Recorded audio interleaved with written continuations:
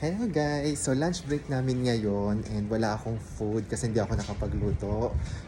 Medyo busy kasi ngayon. So naisip ko bili na lang ako ng mga pagkain and samahan nyo akong bumili ng pagkain. Papakita ko sa inyo kung ano yung mga kinakain nila dito. Ang naisip ko, since kita nyo medyo makulimlim, madilim, ang naisip ko kainin ay parang soup. So yun lang, soup lang, di ba? Taray, pan-diet. So tingnan natin kung ano yung kung ano yung mga available. So dito ako bibili sa my Marks and Spencer and ito kasi is parang maraming mga ready to eat na pagkain dito. So tingnan natin kung ano yung mga pwede kong mabili. So ito na yung food hall dito sa M&S. So maraming mga pagkain dito. Hindi ko lang alam kung may ganito ba sa Pilipinas na M&S. Parang kung may mga tinda silang mga cookies like mga digestives, pero hindi ko alam kung nagtitinda rin sila ng mga karne, mga gulay, at saka kung ano-ano. Ito yung mga soup. Meron dito tomato, tapos meron chicken, tapos meron ding vegetable, tapos may squash, ayan. May green Thai, chicken soup.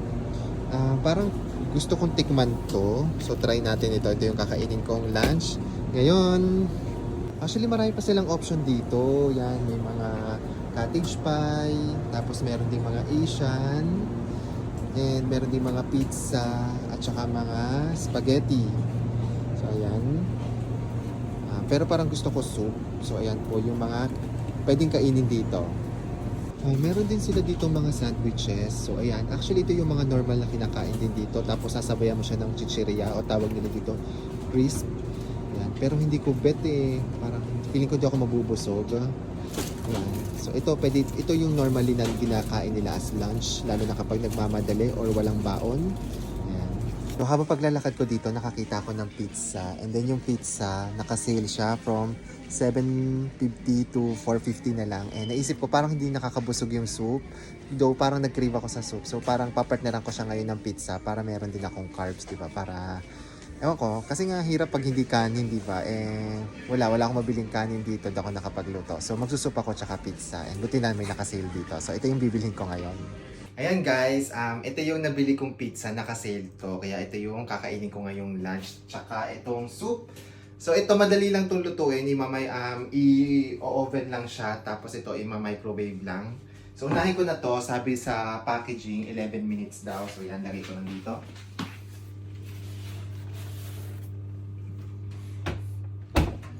Yan.